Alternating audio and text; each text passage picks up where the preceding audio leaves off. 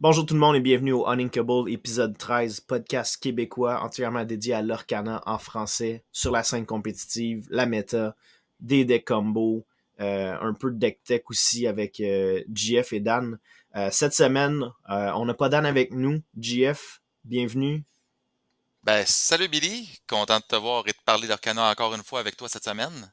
Yes, donc on va avoir un petit peu plus de choses à discuter là, cette semaine. On arrive dans un temps où on trouve des affaires un petit peu plus le fun ou à parler. Un peu moins de résultats au niveau des tournois parce que je pense que avec toutes les DLC qui sont passés, un nouveau set qui vient de vraiment commencer, qui commence à s'établir. On voit des nouveaux combos, des nouvelles méta. On a beaucoup de monde qui teste. Donc, je sais pas de ton côté, je pense que tu en as testé quelques-uns. J'ai eu la chance aussi de commencer à jouer un peu de mon côté, un peu plus. Puis il y a des petits decks funky que j'ai trouvé, que je m'amuse. Puis on va parler peut-être un petit peu de combos puis de cartes qu'on n'est pas habitué de voir ou qu'on commence à voir de plus en plus. Puis des anciennes cartes qu'on voit revenir. Ben Fait que oui, ben oui. Ouais, ouais, c'est un moment quand même le fun présentement parce que oui, en effet, il n'y a pas de méta établi vraiment sur papier, fait que le monde essaye des choses. Fait que c'est le fun d'aller dans les petits tournois locaux puis de voir les idées que le monde ont. Fait que non, ça va être les 2, 3 prochaines semaines aux deux prochains DLC en Angleterre et à Las Vegas, si je me ouais, trompe pas. Ça va être le fun de voir ce qui s'en vient, là. On commence à avoir un petit peu de méta qui prend en forme, là. On va en parler un peu plus tard. Mais non, de mon côté aussi, j'ai essayé un deck depuis 3 semaines, mon Bloody Steel Song, que je vais vous parler un peu plus tard. Puis depuis le week-end, là, je teste un deck Blurple, bleu et saphir améthyste qui est vraiment le fun à jouer. Je l'adore. Puis justement, comme tu dis, on voit des cartes qu'on n'a pas vues depuis longtemps. Elsa, Spirit of Winter, je me trompe pas, la Elsa du premier chapitre qui ouais. permettait d'exert et de bloquer 2 personnages adverses. C'est le fun à jouer, cette carte-là, là. Puis c'est une Ouais. belle carte, là. Fait que, Ouais, la non. Shift 6 coûte 8. Puis c'est. On l'a vu aussi descendre en prix, là, on en a parlé lors du dernier épisode. Là. C'est le moment, si vous ne l'avez pas déjà dans vos staples, de vous la procurer parce que c'est une carte, qui est tellement emblématique au niveau du jeu de l'Orcana. Ça a été une des premières grosses cartes à avoir une grosse valeur dans le jeu. C'est encore, si je ne me trompe pas, la plus chère au niveau des Enchanted Définitivement. qu'on peut avoir dans les packs, là, si on enlève toutes les D23 et C'est compagnie. c'est la Charizard de Ouais, l'Orcana, là. ouais, c'est la Charizard de l'Orcana. Euh, Fait que on va parler vraiment un peu plus funky aujourd'hui, spicy, des petits decks le fun. Puis je sais pas pour toi, Jeff, mais moi j'ai eu la chance de jouer un petit peu, pas autant que j'aurais voulu, mais j'aime le côté en ce moment qu'on n'est pas tout le temps contre du Ruby Amethyst ou du Sapphire Steel ou Sapphire Ruby. On voit de plus en plus de combinaisons qu'on ne voyait pas lors des 4 premiers chapitres qui refont surface ou qui tout simplement arrivent dans la méta. Là, on parle du bleu-vert qui n'a jamais été ultra performant ou même chose le Blurple qui on a vu de temps en temps mais sans être nécessairement dominant. C'était plus un surprise deck quand tu Ouais. arrivais en tournoi, mais là on en voit de plus en plus. Je trouve ça le fun de voir des nouvelles combinaisons de couleurs, puis on, on voit vraiment une identité à chaque couleur qui se crée de plus en plus. Là. On est rendu, si on parle de nombre de cartes disponibles, on est rendu à plus de 1000 cartes là, maintenant. Fait Ouais, que parce que dans le c'est ça. fond, 204 par 7 fois 5, on est direct Exact. à 1020. Ouais, exact. Donc ça crée beaucoup plus de combinaisons, de possibilités. On voit aussi Jafar qui refait surface avec le wheeling. Oui. Euh, donc, tu sais, on a du fun. Puis c'est ça qui est le fun aussi d'arriver dans des petits locals puis de jouer justement des affaires que tu joues pas nécessairement en compétition. Fait que c'est sûr qu'aujourd'hui, notre podcast va être un petit peu plus focus sur, je pense, le casual play puis éventuellement définir une nouvelle méta, mais c'est le fun de. Bon, on va en parler pour les joueurs compétitifs quand même. On a des résultats d'une quelques gros tournois qu'il y a eu en fin de semaine, qui peut être des bons guidelines vers quoi s'enligner pour justement vos tournois sur les différents circuits, puis justement pour le DLC. Là. Mais en effet, là, on va parler de ce qu'on essaye et de ce qu'on voit qui a l'air de prendre la place, là. Ouais, puis Puis souvent, c'est de même que la méta commence. Là, tu commences avec un petit combo de 2, 3, 4 cartes. Puis là, ben, hop, il y a une carte qui s'ajoute qui va devenir comme un tech card pour un deck précis. Puis, non, j'ai vraiment du fun avec le nouveau set. Puis, même chose, là, j'imagine qu'on va avoir bientôt un Lorecast qui va s'en venir. Là, normalement, un coup qu'un set est lancé, c'est pas très long normalement que l'Orcana annonce le prochain. Ouais. Fait que tu sais, c'est aussi, j'ai hâte de voir où s'en va le jeu. Je trouve que le jeu a énormément évolué au cours des derniers mois, je te dirais. Je sais pas pour toi, là, moi ça a fait depuis. J'ai joué 7-1, First Chapter, j'ai décroché 7-2 parce que justement, c'était tout le temps les mêmes affaires. Puis 7-3, j'ai vraiment réembarqué compétitif. Puis là, on voit vraiment une méthode qui se définit. On voit beaucoup plus de joueurs s'investir dans le jeu. Fait que non, je suis content de voir ça. Puis un autre point que je voulais qu'on apporte aujourd'hui, qu'on a vu passer cette semaine, on parle de l'Orcana au Japon. Donc, Oui, gros une lancement. grosse nouvelle, c'est ça? Ouais. Donc, je pense que c'est janvier 2025 qu'ils ont annoncé que l'Orcana allait arriver au Japon. On n'a pas tant de détails, je pense, sur comment ils vont lancer les sets là-bas. Étant donné que nous, on est rendu 7.5, eux, je crois qu'ils vont lancer le 7.1 en janvier 2025. C'est ça. Est-ce qu'à ce moment-là, ils vont lancer toutes les sets dans un espace plus rapproché pour justement amener peut-être la scène compétitive égale au niveau des régions américaines et européennes. Donc, à voir. Ouais, c'est sûr que tu viens d'apporter un bon point, là. L'Orcana, s'ils veulent aller s'accoter à des jeux comme Magic ou comme Pokémon, puis avoir un vrai world, c'est un énorme marché, le Japon, on le sait. Il y a beaucoup de TCG qui viennent directement de là-bas. Alors, ça serait pas surprenant, d'après moi, qu'il y ait une release schedule assez accéléré. C'est le 7-1 qui va sortir en janvier. On n'a pas d'informations quand les autres, mais ça ne me surprendrait pas que ce soit peut-être au mois et demi ou aux 2 mois ou qu'il y ait des sets qui sortent combinés pour que d'ici un an à peu près, ça soit rattrapé. Pour qu'ils Ouais, puissent avoir justement, mettons, parce que là, le World Championship qui va avoir lieu dans les prochains mois pour le monde qui ont participé au DLC cette année, c'est le World Championship 2025 dans le fond qui s'appelle. Mais ouais, d'après moi, le but de Disney et de Ravensburger, ce serait d'amener justement la région nippone à être justement, à faire partie du World Championship 2026. Fait qu'il reste à voir ouais, comment ils sûrement. vont y arriver, mais ça serait pas surprenant. Puis je pense que ça serait un très bon coup commercial justement pour le jeu, là. Ben, tu sais, j'ai l'impression aussi que s'ils se mettent à sortir ça, on regarde un peu les autres TCG japonais. Si je compare à Pokémon, souvent Pokémon va sortir un set euh, en Amérique du Nord et en Europe qui va être un set combiné de deux au Japon. Fait que je me demande si à ce moment-là, l'Orcana va peut-être pas utiliser cette méthode-là de justement séparer le chapter 1 en deux pour que si tu as des cartes, mettons, que tu veux vraiment focuser sur le bleu, mauve, rouge, ben tu as un set de bleu, mauve, rouge, puis l'autre bas, tu as d'autres choses. Fait que je sais pas de quoi ça va avoir l'air. J'ai beaucoup l'impression qu'on va en entendre parler aussi au Lorecast lorsque ça va être annoncé. Là. Ouais. J'imagine qu'on va avoir des nouvelles là, de Ravensburger et Disney d'ici quelques jours là, concernant le prochain Lorecast. D'après moi, là, vite comme ça, on en parle, là, j'aurais le réflexe de dire que les 5 premiers chapitres, peut-être même les 6 premiers chapitres, risquent d'être identiques aux 7 révélés en Amérique du Nord puis en Europe, pour la simple et bonne raison qu'ils ont juste la traduction à faire. Fait que Ouais, c'est beaucoup plus simple. Puis justement, si tu veux accorder les différents circuits avec les mêmes cartes, ça commencerait à être complexe. Par contre, par la suite, oui, il pourrait potentiellement y avoir des releases, comme tu dis, comme Pokémon, des demi-sets sortis avec des artworks différents, avec des cartes différentes, qui sont prises par la suite pour les circuits anglophones, on pourrait dire nord-américains puis européens. Donc, ça va être à suivre, mais c'est une nouvelle quand même excitante, là. Puis je sais qu'il y a beaucoup de régions aussi à travers le monde qui n'ont pas encore accès à l'Orcana de façon officielle, à moins de se les procurer dans d'autres pays. Mais j'ai l'impression que justement, c'est ça. Donc, en rentrant ça au Japon, les autres régions vont commencer graduellement à être desservies un peu partout, là. ouais, puis tu parlais de demi-set puis de cartes alternatives.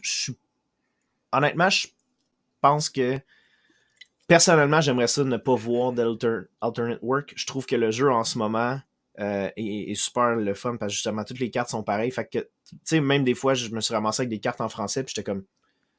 Je l'ai même pas remarqué quand j'ai joué parce que j'étais comme, OK, ben attends, la carte est identique. Fait que je pense que côté international, c'est extrêmement important. Puis je m'attends aussi à ce que l'Orcana fasse différents Pokémon. Puis quand je parle de ça, c'est que souvent tu te rends compte que la méta japonaise va influencer la méta nord-américaine parce qu'ils sont tout le temps 2-3 mois d'avance sur Ouais. les releases. Fait que j'aimerais ça voir peut-être l'Orcana avoir un release mondial, worldwide, en même temps pour les sets à venir. Du moment que le Japon va peut-être rattraper euh, les sets nord-américains puis européens, j'aimerais ça voir justement un drop date tout le temps le même pour justement avoir la même méta au niveau Que tout le mondial. monde ait le fun de découvrir les sets en même temps, finalement. Exact. Exact. Moi, je suis d'accord avec toi. C'est un peu ça qui arrive avec Pokémon souvent, c'est que t'as le Japon qui va bâtir une certaine méta, puis tu t'adaptes au niveau nord-américain parce que dans la vie, t'as des deck builders, puis t'as aussi des deck tweakers qu'on appelle. Là. Fait que tu prends un deck quasiment préfet de la méta, puis tu rajoutes quelques cartes que toi, tu préfères. Mais de voir peut-être l'Orcana y aller avec un release date worldwide, moi, ça m'attire un petit peu plus que justement d'avoir une méta japonaise versus une méta nord-américaine. Puis quand tu fais des Worlds, t'as quand même des disparités au niveau de ça. Mhm. Fait que, Ah ouais, ben écoute, on va espérer le savoir dans pas long. Justement, comme tu dis, on est dû pour un petit un Lorecast. petit lorecast, puis on va peut-être avoir des idées des nouvelles cartes. Là. La seule qu'on a vue des nouvelles cartes jusqu'à présent, je crois, c'est la carte qui était dans le coffret D23, Ouais. Oswald, je pense. C'était Oswald, ouais, une carte exact. bleue qui rampelle aussi. Donc le Ouais, bleu exact. continue sur la thématique. Puis, en tout cas, on a bien Ben, hâte tu de sais, voir je ça. pense pas que Bleu va jamais déroger de tout ce qui est ramp. Là. Je pense que c'est ça qui est le fun quand il en parlait justement à Ravensburger, c'est que chaque couleur a une équipe design. Fait que tu sais, tout est séparé puis ils se parlent pas nécessairement. Fait que c'est ça qui est vraiment cool de voir justement. T'es dédié au bleu, t'es dédié au rouge. Puis ça peut créer à long terme des combinaisons qu'on voit peut-être même pas venir. Là. Hmm. Ouais, non, c'est un bon point. Moi, en tout cas, je continue à le dire. Si c'est pas 7-6, éventuellement, il va y avoir un removal dans le bleu qui va être remove a card from your inkwell to remove a character. Je suis sûr qu'il va y avoir de quoi que dans ce genre-là, à un moment donné, Ah, ça serait tellement concept, là. je serais pas surpris de voir quelque chose de ce genre-là. Peut-être pas dans les prochains sets, mais si on regarde à long terme, il y a tellement de possibilités. On n'a pas encore non plus de validation. On a eu un errata. Ouais. Un errata qui a vraiment changé la game. Mais on n'a pas encore d'idée de ce qui va se passer avec les futurs sets. Là. Ah, déjà, tu parles d'errata, là. Je passe du coq à l'âne. Il y en a peut-être certains d'entre vous qui avaient vu passer ce qu'on pensait tout être un preview du prochain errata. Il y a quelques semaines, Iram était Aram. rendu, là, quand on regardait sur l'application Lorcana, Aram, ça indiquait quand vous le jouez et quand vous partez à l'aventure. Puis j'ai une carte en bannissant une thème et Ouais. non deux. Fait que là, ça a spéculé beaucoup de rumeurs comme quoi que c'était le prochain errata. Puis il y a quelqu'un dans l'équipe de production de l'Orcana qui avait release ça trop tôt. Ça reste à voir justement si c'était en effet une erreur de release ou carrément juste une erreur de mise à jour, quelqu'un a mal transcrit. Donc, que ce soit un ou l'autre, ça demeurerait quand même une très bonne carte, mais ça serait le genre d'errata, parce qu'il y a beaucoup de monde qui chiale sur IRAM dans le sens que il donne tellement un avantage de carte, c'est un personnage qui a 6 de Ouais. défense. Ouais, C'est ouais. le 6 qui fait mal à cause que tu peux pas faire un Zeus dessus. Alors, Ouais. à voir. Moi, je pense que s'il faisait juste ce tweak-là, que ça soit une carte, ça demeurerait toujours une très bonne carte. Ton Popsicle te donnerait quand même 2 cartes. Là. Mhm. Mais à voir, là, c'est une petite surprise. Comme maintenant, on s'est réveillé un matin, puis là, sur les réseaux sociaux, on voyait Ouais, juste ça, ça, les réseaux dédiés à l'Orcana, là, c'était comme Waouh, un autre nerf! ouais. À voir À parce voir. que ça m'intrigue aussi. Puis on peut spéculer aussi au niveau de 7-6, mais je m'attends à voir. Personnellement, je suis un fan du lore de l'Orcana. Je suis un petit peu. J'ai été déçu justement avec le 7-5 puis le lore. Je trouvais que ça enlevait un petit peu le côté villain du Ouais. jeu. Fait que j'ai hâte de voir. Là, on a beaucoup de spéculations sur les prochains sets. Là. Il y a beaucoup de monde qui parlait de Hades. On a vu. J'ai l'impression il y a une carte qui est sortie dans le 7-5 de The Queen qui parle peut-être aussi que ce serait The Queen la prochaine Oh, à Takeover. Puis on la voit de plus en plus, The Queen, tu remarqueras. Là. ouais. Elle commence à être très présente dans le jeu, elle commence à avoir des cartes assez puissantes. Il y a des qui... mécaniques carrément autour d'elle qui sont en train de se Ouais, construire, là. Pas fait encore que... méta, là, mais des affaires le fun, là. Mais aussi, tu sais, si tu regardes les 4 premiers sets, il y avait beaucoup de mécaniques autour de Ursula. Fait que, tu sais, il y en a pas tant autour d'Hadès en ce moment. Fait que je serais pas surpris qu'Hadès soit sur le back burner en ce moment. Peut-être pour le prochain villain. Mais je mettrais pas ma main au feu, mais je pourrais dire que The Queen commence à prendre beaucoup de place dans le lore de l'Orcana. Puis on pourra peut-être faire un petit épisode sur justement les lores de l'Orcana. Puis pour ceux qui veulent suivre un petit peu l'histoire derrière tout ça. Là, parce que oui, c'est un jeu de cartes. Oui, on joue beaucoup. Mais il y a une certaine histoire derrière le jeu. Puis c'est le fun de le savoir des fois. Ouais, non, tout à fait. Ben justement, là, tu me fais penser, j'ai vu passer en fin de semaine, je t'avouerais que j'ai pas eu le temps d'aller lire, mais j'ai cru voir que sur le site de l'Arcana, directement, sur le site officiel, il y avait des histoires en rapport là, avec le lore, justement, qui commençaient à ressortir. Donc, vous pouvez aller lire ça. Puis Mhm. ça semblait intéressant. C'était quand même pas peu de lecture. Il y avait Daisy qui était là, il y avait Belle, comment que Belle était devenue une mystique, etc. Ouais. Donc, beaucoup de lectures intéressantes. C'est quand même. Il y en a, mais c'est pas exagéré, là. C'est peut-être du 5, 6, 8 paragraphes chaque. Fait qu'assez pour Mhm. avoir du flavor, mais quand même pas trop pour être décourageant. Là. Vous embarquez pas dans la lecture d'un roman, là, mais ça semble pas mal le fun. Il faut que je prenne le temps d'aller lire, justement, là. Sur- Ouais, il y a des bons vidéos aussi de gens en ligne qui décortiquent le lore. Moi, j'en suis une coupe, puis je trouve ça vraiment intéressant. Puis c'est pas des vidéos super longues, là, on parle d'une quinzaine, vingtaine de minutes là, par chapter. Fait que c'est quand même le fun de voir ça, puis de voir aussi l'évolution des personnages, aussi des Illumineers dans l'Arcana. Bon, ben ton prochain dossier, quand il va y avoir Et assez de données, on veut un résumé du lore de l'Orcana, mon Billy. parfait, je vais vous faire ça peut-être on the side. Là, on va penser justement au tournoi qu'il y a eu en fin de semaine. On vous disait, Yep. il y a eu quelques gros tournois qui ont eu lieu un peu partout à travers le monde. Mhm. Je suis allé chercher quelques données pour vous montrer comment que ça semble se positionner. Il y a encore beaucoup de tests, on voit encore beaucoup de decks différents dans les top 8, puis c'est ça qui est vraiment le fun. Tu me demandais tantôt, là, justement, là, si j'aimais beaucoup la nouvelle méta. Moi, j'adore à date. Là. Mhm. J'adore. La seule affaire que j'aimerais, c'est un client fonctionnel en ligne autre que le Pixelborn Connect là, pour pouvoir Ouais, vraiment pratiquer. J'ai commencé à jouer un petit peu sur Inktable, fait que c'est le fun, mais c'est contre l'ordinateur. Ça te permet tout de même de voir comment les decks pigent et comment ça réagit. Mais en tout cas, bref, c'est vraiment intéressant de voir tous les nouveaux decks. yep. Donc, en fin de semaine, pour commencer, on avait je pense, c'est le plus gros tournoi qu'on a eu jusqu'à présent dans la 7-5. 186 joueurs. Je crois que c'était plus que Quel les DLC. side events du Ouais, DLC. Donc, 180 joueurs aux États-Unis pour le 10K. Beaucoup de decks différents. Celui-ci a été rapporté par un Steel Song, qui était quand même similaire au build du 7-4 avec l'ajout de Prince Naveen et je crois qu'il y avait juste Pete aussi qui avait été rajouté. Exactement. Pas fait notable, pas de petite Daisy. On sait que souvent, avec tous les decks qui ramp, le Steel Song aime ça le jouer à gros pour prendre les devants, pour être capable après ça de contrôler puis continuer à mettre de la pression. Mais non, il était juste joué en 4 navines pour vraiment abuser de son effet. Je ouais, continue à dire, je ne suis pas un joueur de Steel Song, mais le combo tour 3 Ariel, tour 4 navine, c'est un des combos présentement les plus forts dans l'Orcana. Ça te permet d'être protégé d'une Ursula qui irait t'enlever ta chanson. Parce que dans le fond, souvent, c'est ça le problème. C'est sûr qu'à moins de garder sa Ursula pour le tour 3, tour 4, pour aller snapper la chanson que ton adversaire Steel Song a, ou justement, si tu joues aussi Steel Song, jouer un Bare Necessities, souvent le joueur peut se permettre justement de mulligan ses grosses chansons en disant que de toute façon, les odds qu'il y en chercher une avec sa Ariel tour 3 sont énormes. Là. Plus ouais. la pige est au d'avant. Là. Fait que non, ça fait des lignes de jeu qui peuvent être assez brisées, mais assez le fun. Ouais, surtout que ta chanson, tu la payeras pas avec. Ah, c'est ça. Puis si t'en as deux, tu peux jouer deux songs le tour après. Là. Parce que Mhm. tu vas jouer ton Naveen, tu joues ta free song qui peut être un Zeus. Puis en plus, tu peux chanter avec Ariel un autre 5. Fait que tu peux clairement take over le Ah ben board ouais.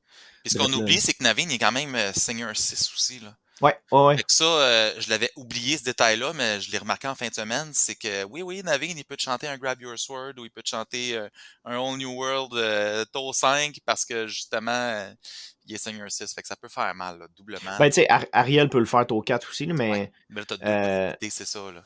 ouais, ben, tu sais, j'ai joué, moi, du Lemon Lime Under the Sea avec Naveen, Mhm. puis ça surprend, là. Je veux dire, tu sais, tu joues une Kida, puis Naveen peut aller. Tu sais, j'ai shifté une Kida sur une Ouais. Kida, puis après ça, tu te ramasses à Tour pouvoir 5, tu peux le chanter tout de suite. Under the Boom. Sea, puis toi, tu take over le contrôle, là, puis après ça, tu pars, là. Mhm. Ben ouais, Fait que, exactement. tu sais, c'est une game que j'étais 19-0, puis ben, mon plan était fait, là. C'était tout repartait en dessous de ta pile, là, puis t'avais une carte dans la main, là. Essaye de gérer après ça une Kida, un Naveen, puis une Ariel sur le board. Ouais. Ça, c'est pas long que trop tôt plus tard, c'est fait, là. Ah ben ça, j'ai remarqué justement contre le Steel Song, je l'ai joué beaucoup moi en fin de semaine avec des decks comme Blurple puis d'autres decks similaires, un petit peu avec le l'améthyste Emerald justement là. Puis le problème, c'est que le bounce package, il est le fun, mais Steel Song, il te permet tellement. Puis le bounce control, je parle de bouncer des personnages Ouais. adverses dans leurs propres mains. Sauf que le problème, c'est que tu te ramasses avec Steel Song qui prend tellement un avantage de lore, puis un avantage de coût en jouant des cartes gratuitement avec Mhm. Naveen, puis en pouvant chanter plus rapidement avec Ariel, que tu te ramasses à juste bouncer ces personnages, mais à tous les tours, il t'y remet.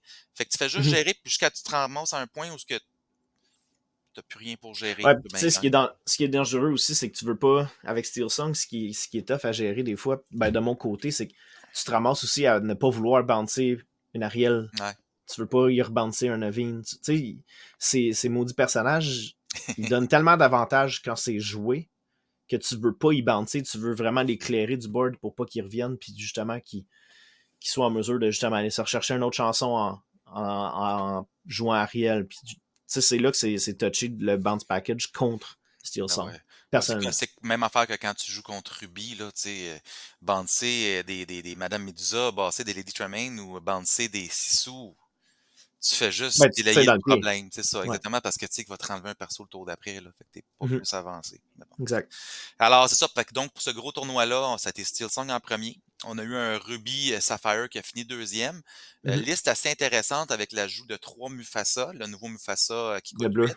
Ouais. Exactement, qui est une carte très puissante. Donc, pour ceux qui sont pas certains, c'est une carte à 8 non ancrable, 4 d'attaque, 9 de défense, part à Mhm. l'aventure pour 4, ce qui est énorme. Puis avec le 4 de force, c'est quand même difficile à tasser. Puis 9 de points de vie encore plus. Quand tu le joues, tu prends 2 cartes de ton encrier pour mettre dans tes mains. Donc, ça peut permettre, entre autres, des fois, de te sentir moins mal d'ancrer des bonnes cartes parce que tu as des chances d'aller la rechercher avec ça.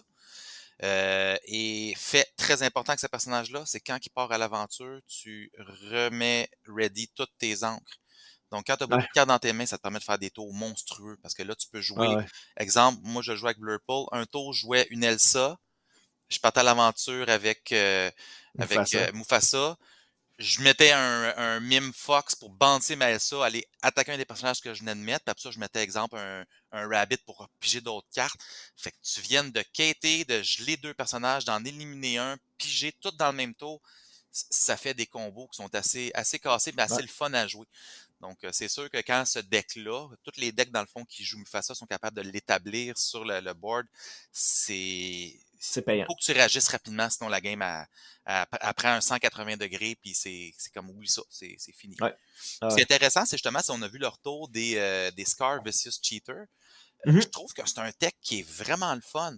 Parce que quand tu joues contre tous les decks, que ce soit justement le Steel Song, que tu joues contre le Lemon Lime, souvent ça va être des personnages qui n'ont pas beaucoup d'attaque. Donc tu peux, puis qui mettent souvent beaucoup des personnages sur le board. Fait que tu pars Ouais. avec un Scar, tu rentres dans deux, trois personnes pour les éliminer.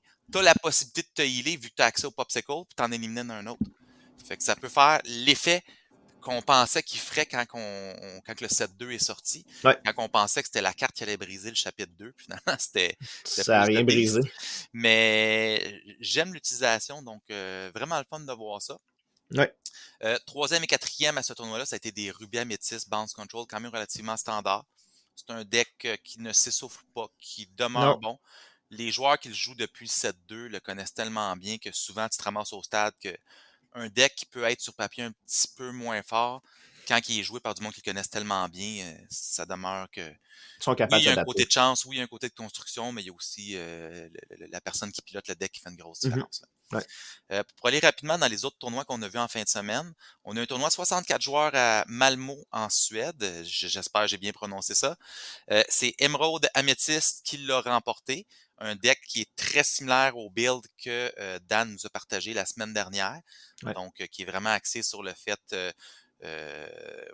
tempo, de prendre le contrôle, de banter les personnages adversaires, de forcer l'adversaire à t'attaquer avec les Liberius Turc. Ouais. Hey, j'ai un blanc de mémoire. Tiberius. Tiberius Rourke. Ouais. En tout cas, Rourke. celui qui coûte 3 non en crabe, mais qui fait que ton adversaire gagne Reckless et Ouais. que quand un de tes personnages est banni, l'adversaire perd un lore.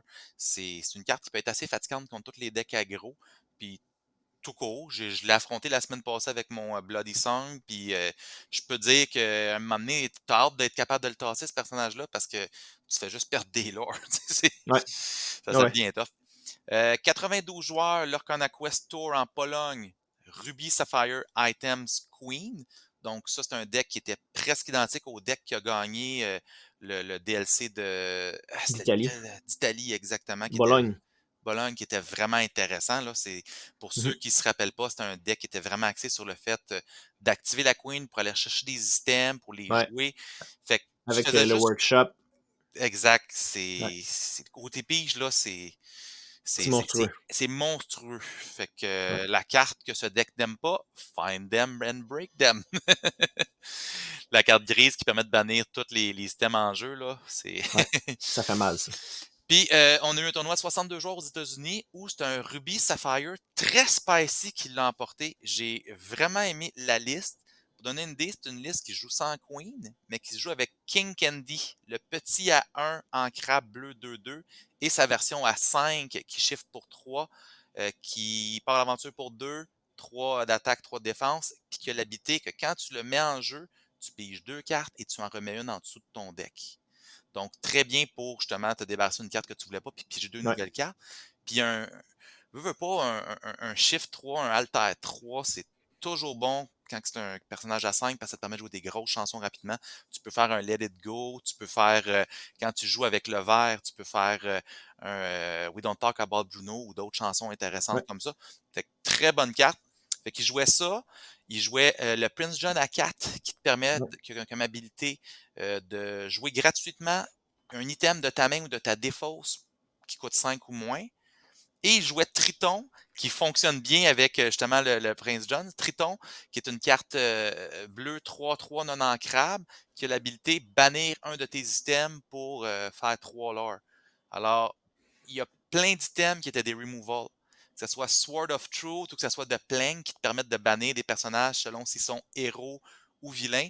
Le joueur, tout ce qu'il faisait, c'était mettre ses items. S'il en avait besoin, il les utilisait, il les ramenait avec son Prince John, il les bannissait ceux qui voulaient pas, qui n'avaient pas de besoin avec son Triton, il les ramenait. Ouais. Même pas de Tamatoa dans la liste. Donc, ça, c'est le genre de deck qu'on aime voir. C'est vraiment original. Donc, Ah, puis ça surprend. exactement, exactement. Donc, pour les tournois en fin de semaine, ça a été ça les résultats du top. C'est sûr, j'ai pas été voir tous les top 4, top 5 de tous les tournois, mais en première vue, on peut voir que les 3 premiers decks à vraiment ressortir, c'est le Ruby Sapphire qui trouve toujours des façons de profiter de son ramp et de bien Ouais. contrôler. Ces items. Ouais, que ce soit avec le score, que ce soit avec la version qu'on a vue avec tous les items qui enlèvent. Le Steel Song avec et sans Daisy, qui se classe tout le temps bien présentement, ainsi que l'Amiral de. Excuse. L'Amiral.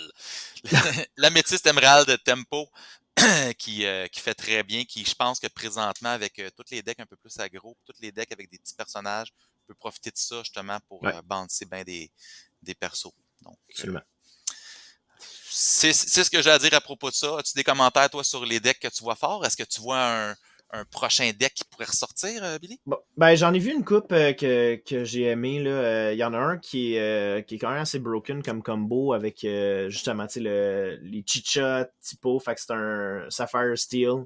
Ben, pas complètement revamp, mais quand même tweaké pour le 7.5. Fait que tu vois, t'as des typos, t'as des Chicha dedans, t'as des Pete Game Referees. Iram, Mufasa, Tamatoa, donc ça, c'est tout là. Mhm. Avec le Vision of the Future aussi, qui est une carte qui te permet de regarder les 5 premières cartes de ton deck, puis d'en mettre une dans ta main, puis le reste en dessous de Puis ton c'est deck. ancrable, fait que si t'as déjà ce que t'as Ouais, de besoin, ça te met pas dans ça la te met pas merde. dans... Exact. La chanson Alpha Go avec Let It Go, The Whole New World, Popsicle, 40 Sphere, Great Stone Dragon, Lucky Dime. Puis il y en a une que je trouvais vraiment intéressante qu'on voit pas souvent. Puis je pense qu'elle va devenir de plus en plus jouable. C'est la Pasha, qui est une ancrable 3. Pasha Emperor's Guide, qui dans le fond, 0 d'attaque, 4 de défense, a 2 habilités. Donc la première, c'est qu'au début de ton tour, si tu as un item en jeu, tu gagnes un lore. Puis la deuxième, c'est si au début de ton tour, tu as une location en jeu, tu gagnes un lore. Puis c'est là quest pour 2. Fait que tu peux facilement faire un 4 de lore. Quoi, c'est pour 2 en plus? Ouais. Ok, Fait que ouais. ça commence à être tannant, surtout en late game. Si t'es à 15-16, puis t'as une belle, un Lucky Dime, tu peux avoir un Lucky Dime aussi avec ton Tamatoa. Fait que il y a des combos qui se donnent là-dedans, puis t'as aussi le Simba Son of Mufasa qui, dans le fond, te permet de banner un item ou un location Ouais. quand tu le joues. Fait que, j'ai vu qu'il y a commence à avoir beaucoup de removal. Puis justement, là, le Mufasa qu'on parlait tantôt, que quand tu joues, tu te reprends 2 cartes, puis tu untapes tes inks quand ils quest. Fait que tu peux cycler aussi avec un Whole New World. Fait qu'il y a beaucoup de choses que j'ai aimé de ce deck-là. Sinon, un autre deck que j'ai regardé récemment, ben le Blurple, comme on en a parlé, là, fait Mhm. qu'avec des Elsa, avec le Cogsworth, Illuminary Watchman, des typos, des Mickey Detective, le retour de Yzma aussi, avec Elsa Spirit of Winter, puis The Fifth Spirit, donc 2 Elsa là-dedans, qui est Tellement justement fort, un shift celle-là. target, ouais. Le library, comme on en a parlé, le library devient quasiment un staple dans le mauve. Puis 2 chansons, Let It Go, Friends on the Other Side. Même chose, encore là, 2 Mufasa juste pour garder le contrôle en late game. Ben, Puis, tu dis à ton adversaire quand tu mets Mufasa, c'est fait quoi maintenant sinon la game est finie. Là. exact, exact. C'est à C'est moins vrai d'être ça. vraiment en retard, là, mais moins vraiment que la game est serrée, tu mets Mufasa late game, puis c'est comme. Ouais. Faites Puis, quoi? il y en a un autre que je trouve intéressant, c'est la Kuzco Selfish Emperor qui est en Crab Oui. 6. Ça, j'en avais 2 copies. Puis dans le fond, quand tu joues ce personnage-là, tu peux choisir un item ou une location de ton Inkwell. Dans le fond, tu peux prendre un item ou une location puis le mettre dans le De Inkwell l'inkwell du du joueur. player. Exact. Mais le Inkwell du joueur peut être autant toi que l'autre personne. Fait que, Puis il y a une capacité intéressante qu'on a tendance à oublier, c'est que tu peux payer 4 ouais, exact. encres pour donner Resist 1 à tous tes personnages jusqu'au Exact. début de ton prochain tour. Puis c'est une capacité qui n'a pas de limitation, ils disent pas once per turn. Donc tu pourrais, Non, tu pourrais payer en 8 late puis game, faire là, plus 2. exactement. Fait que Ouais. ça peut être très pratique. Ça peut t'aider à clear un board si tu sens que le tempo est en train de shifter. Puis quand tu joues contre un deck gris, qu'on sait que les removals sont principalement par des dommages from end, ben ça te Mhm. permet de te protéger là, d'un Grab Your Sword ou Ouais, d'un Zeus bien timé. Là. exact. Puis sinon, il y avait aussi là, le Jafar New World que je trouvais intéressant, qui est justement avec des Archimedes, des Robin Hood, des Elsa encore là, Fifth Spirit, puis le Electrified Hall. Fait que tu sais, il y a beaucoup de nouveaux decks qu'on voit ou des decks qu'on pensait qu'ils allaient performer dans le temps, puis qui commencent à performer maintenant. Ouais. Puis tu sais, ça va juste continuer ça. Ah, On... c'est ça qu'on dit, là, les combinaisons présentement, il y a tellement de possibilités. Un Ouais. deck qu'on a parlé un peu, je crois, la semaine dernière, c'est le vert bleu avec Clarabelle. Mhm. Ben, je dois le dire, je l'ai essayé un peu en fin de semaine. Je pense qu'il manque un petit quelque chose parce que contre Steel Song, c'est difficile. Tous les decks qui peuvent facilement t'enlever des personnages qui n'ont pas beaucoup d'attaque ou Ouais. c'est dur, mais Clarabelle est forte comme carte. Ça, c'est Ouais. une.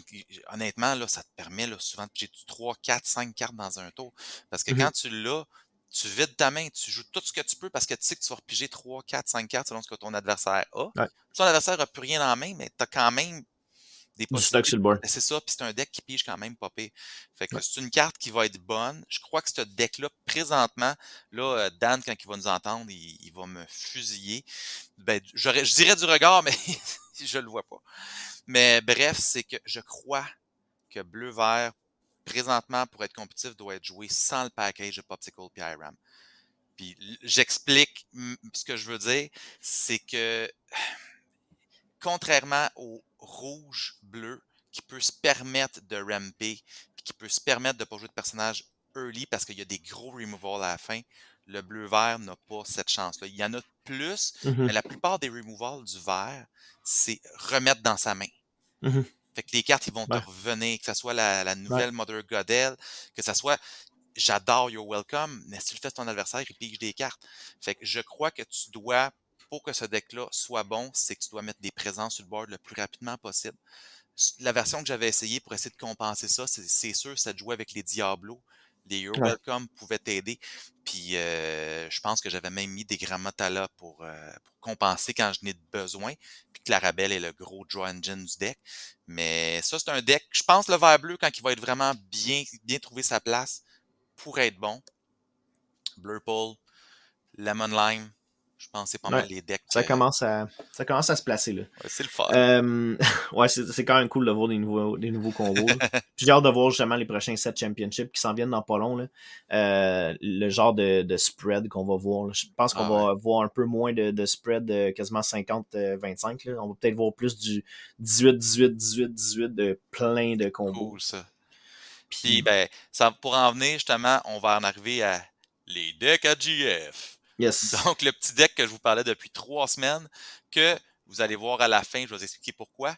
Présentement, je penserais peut-être la porter dans un championship.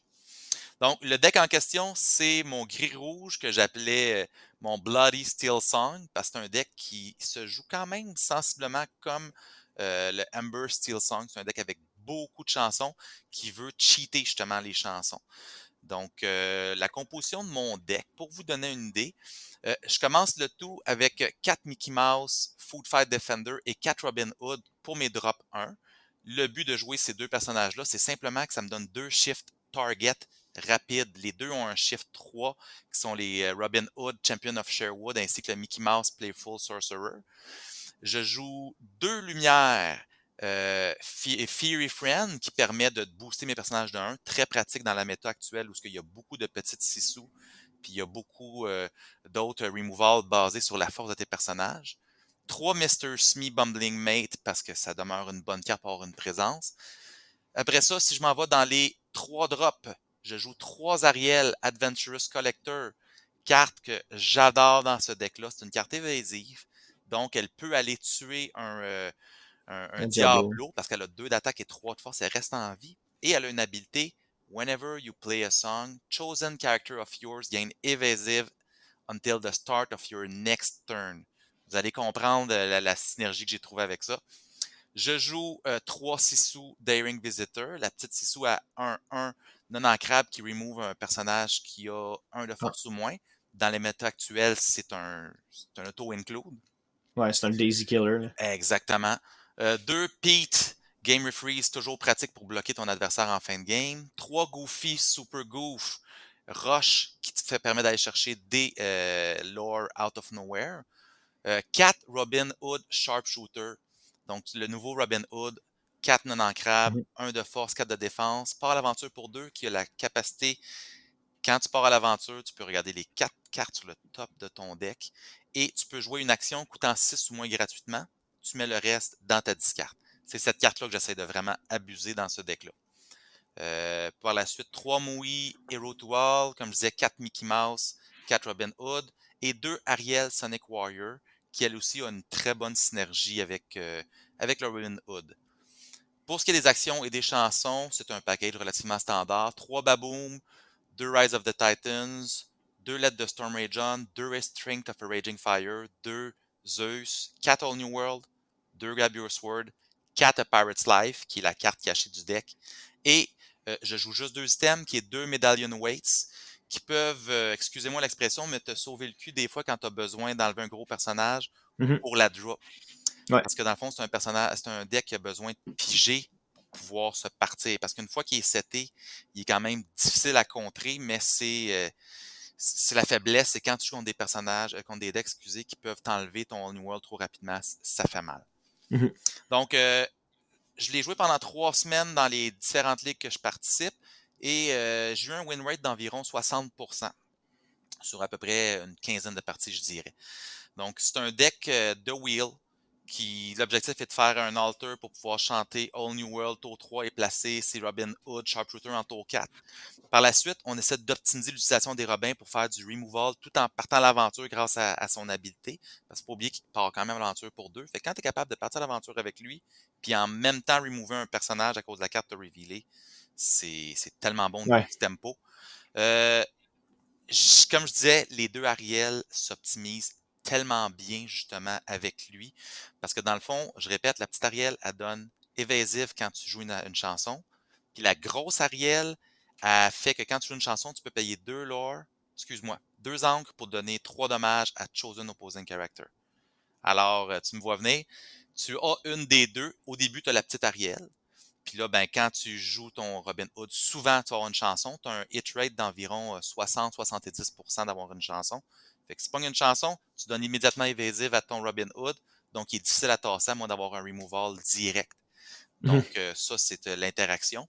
Puis plus tard dans la partie, tu shifts où tu joues la grosse Ariel qui va te permettre de clearer le board avec les dommages qu'elle fait quand il y a une chanson de Ouais. jouer. Euh, les forces du... Ah, puis oui, faut pas oublier A Pirate's Life, qui est une carte, une chanson pour 6 qui fait que quand tu la joues, ton adversaire perd 2 lore et tu gagnes 2 lore. Les deux ne sont pas conditionnels. Donc, si ton adversaire a 0, tu peux quand même Tu prendre peux 2 quand même lore. gagner tes lore. Exact. Fait que ça, souvent, t'en sors un ou deux dans le game, puis quand tu y penses, ça fait un chiffre de 8. Là. Parce que ton Ouais. adversaire aurait perdu 4, tu prends 4. Fait que souvent, c'est une carte qui va aider à closer des games. Disons qu'un tour, si tu chantes ça avec, ben, tu joues ça avec ton Robin, puis le même tour, tu joues un Robin, un Goofy qui rush puis fait 2 lore, là, ton adversaire l'a pas vu venir, puis Ouais, bam, il vient de tu faire. viens de prendre un quart. Exact. Fait que les forces du deck, c'est un deck, une fois seté, le combo Robin puis Ariel, il est très difficile à contrer. Euh, Robin nous permet souvent de jouer des All New World, des Pirate Lives gratuitement, ce qui nous aide grandement à gagner les parties. Une fois qu'on part, c'est un petit peu comme le deck du Steel Song Ember standard. Quand tu commences à jouer des All New World, souvent, ben c'est ça. Tu te Ouais. pars, tu as tellement de cartes que tu peux jouer. Il y a beaucoup de petits drops qui sont quand même forts, fait que ça te permet de te setter. Mhm.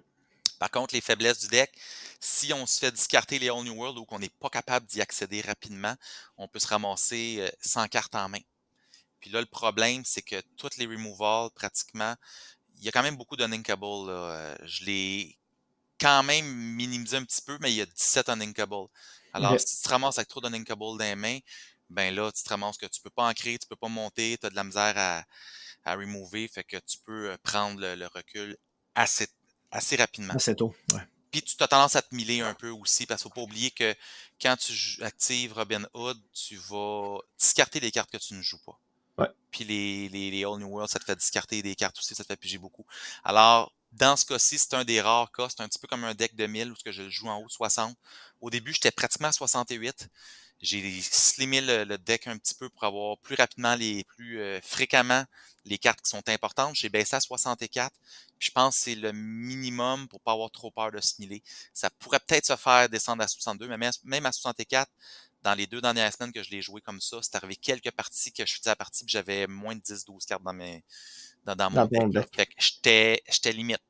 Plus que ça, disons que je me sentais un petit peu trop nerveux de me faire mill out moi-même ou Ouais, ou de te faire jouer un All New World de l'autre côté, qui c'est peut ça. mieux aussi. Là. Exactement, exactement, parce que t'es pas tout seul à avoir la carte dans ton deck. Là. Exact. Donc, ben, pour résumer le tout, c'est un deck qui a du potentiel puis qui a surtout l'avantage de surprendre. Mhm. Parce que c'est une combinaison de couleurs qui a jamais été bonne. Parce que le problème de cette couleur-là, c'est souvent la pige. Ouais. Donc, s'il faut réussir à setter l'All New World, les médaillons peuvent aider aussi là-dessus. Il y a beaucoup de chansons qui font piger. Si tu es capable de te setter, c'est très fort, mais il faut faire attention. C'est un deck que je prendrais pour aller en set championship. Demain matin, je ne le sais pas, mais dépendamment comment que la méta évolue. Présentement, la méta, Ouais. il y a beaucoup de removal pour enlever les petits personnages. D'ailleurs, c'est pour ça que j'ai mis les petites sissous.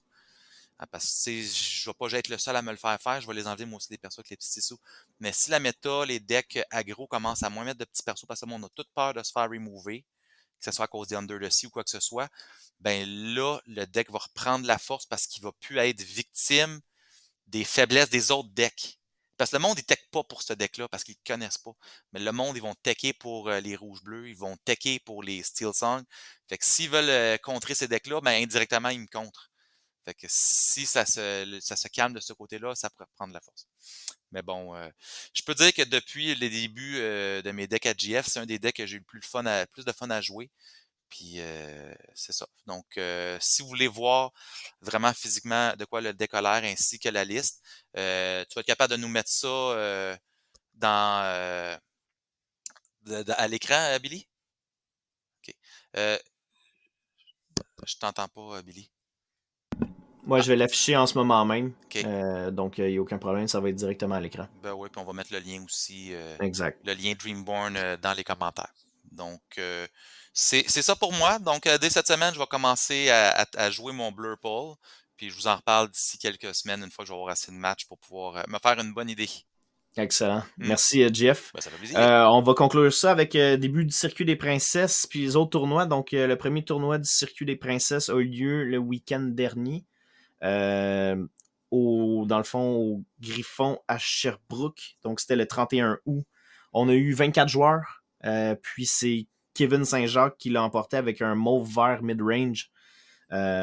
Puis, on a eu aussi le lendemain à la Reine des Dieux une vingtaine de joueurs. Donc, le 1er septembre, c'est Sébastien Brière qui a gagné avec un Amber Steel Song. Dimanche prochain, le 8 septembre, donc dans quelques jours, on va avoir au Game Time de Joliette. Donc, c'est le prochain du Circuit des Princesses que vous pouvez participer. Donc, vous pouvez déjà vous inscrire, je pense, sur le site de Game Time à Joliette. Donc, c'est ce qui conclut notre épisode d'aujourd'hui. Je vous rappelle de vous inscrire à la chaîne. Vous pouvez appuyer sur le subscribe button juste en bas ici. Ou vous pouvez nous écrire à notre adresse courriel lesunlinkables@gmail.com. Ça va nous faire plaisir de vous répondre. N'hésitez pas non plus à nous partager vos decks un peu spicy si vous voulez qu'on en parle. N'oubliez pas non plus si vous avez des questions par rapport à la méta ou n'importe quoi, l'Orcana, on est disponible puis on va répondre lors des podcasts à ces questions-là. On a aussi un channel Discord dont on va mettre le lien dans la description en dessous. N'hésitez pas à venir nous voir, nous parler. On a une belle communauté qui commence à s'installer. Puis sur ce, on se dit à la semaine prochaine, guys. Ben oui, à Bye, la Jeff. semaine prochaine. Puis je tiens à spécifier que merci, on a franchi le cap des 100 abonnés. Donc, continuez à. Si vous ne l'êtes pas, abonnez-vous maintenant. Ça ne coûte rien. Ça nous montre votre support. Puis, ben, passez une bonne semaine. Puis, essayez des bons decks là. Ciao.